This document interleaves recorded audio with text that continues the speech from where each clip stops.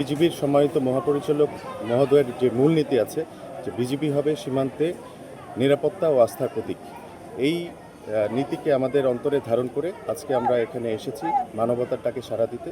আপনারা জানেন যে বিজিবি 24/7 সীমান্তে দায়িত্ব পালন করে আসছে, সীমান্তের নিরাপত্তা নিশ্চিত করে আসছে।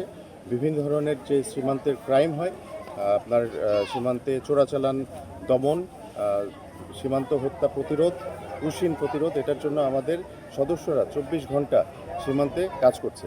এই সীমান্তের নিরাপত্তা বিধানের পাশাপাশি আজকে আমরা মানবতার ডাকে সাড়া দিতে এখানে এসেছি। আপনারা জানেন যে গত এক সপ্তাহ বা তার বেশি সময় ধরে বন্যায় বিভিন্ন জায়গায় ক্ষতিগ্রস্ত হয়েছে। একইভাবে আজকে আমরা এখানে আমাদের মোকাবিল গ্রুপের 46 শ্রীমঙ্গল ব্যাটালিয়ান 46 বিজিবির মোকাবিল বিওপির দায়িত্বপূর্ণ এলাকা, এটা হচ্ছে আপনাদের কমলগঞ্জের ইসলামপুর ইউনিয়নের একটি জায়গা যার নাম হচ্ছে মণিপুরি পাড়া। এখানে বেশ কিছু পরিবার এখানে নদীর বাঁধ ভেঙে পানি ঢোকার কারণে বন্যা কবলিত হয়ে পড়ে।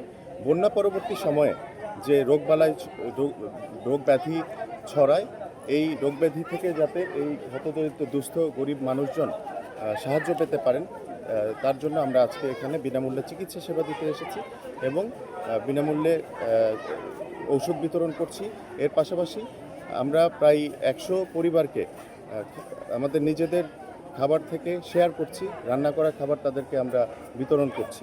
আজকে আমাদের ধারণা এখানে প্রায় 400 থেকে 500 ব্যক্তিকে, পুরুষ, মহিলা এবং শিশু, আমরা এই চিকিৎসা সেবা বিনামূল্যে প্রদান করতে পারব এবং এর ফলশ্রুতিতে আশা করা যায় বিজিবির প্রতি তাদের যে আস্থা এটা আরও বৃদ্ধি পাবে এবং বিভিন্ন সময় অপারেশনাল বিভিন্ন প্রয়োজনে ডাকে তারা আমাদের সাথে বিভিন্ন সাড়া দিয়ে আসে এবং এটা পরবর্তীতে আরও বেগবান হবে এবং আমাদের যে এখানে বিজিবি এবং সাধারণ মানুষের যে মিলেমিশে একত্রে দেশের আমাদের যে সীমান্তটাকে রক্ষা করছি, এটা আরও পরবর্তীতে আরও ভালোভাবে আমরা করতে পারবো বলে আমি ধারণা করছি।